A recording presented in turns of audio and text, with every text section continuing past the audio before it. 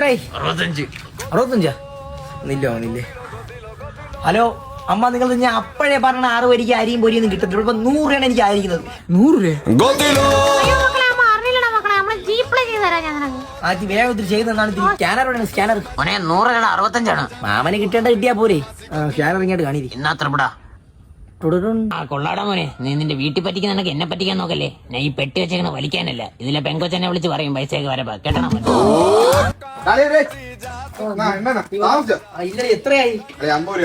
അച്ഛൻ ഞാൻ പണ്ടേ പറഞ്ഞ വണ്ടിയിൽ എപ്പോഴും എണ്ണ അടിച്ചിരിക്കുന്നു. വല്ല ആവശ്യത്തിന് മുമ്പ് ഞാനുള്ള വഴിയിലായി.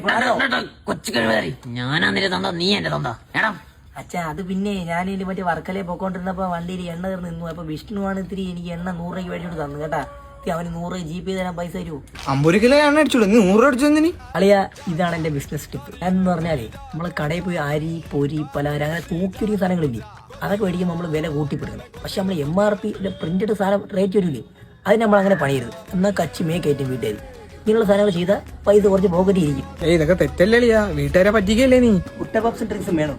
എന്നാ വന്ന് വണ്ടി കയറും. അവൻ കണ്ണേ കിടന്ന് പറയാൻ. അമ്മ, പോലീസ് വണ്ടി പിടിച്ചമ്മ. 2000 രൂപ എടുത്താ ഇപ്പൊ വണ്ടി വിടാന്ന് പറഞ്ഞമ്മ. 2000 രൂപ 1000 രൂപ പറഞ്ഞ തിരിച്ചു പോകുമ്പോ വണ്ടി വേണം. എന്താ മിണ്ടായി അമ്മ.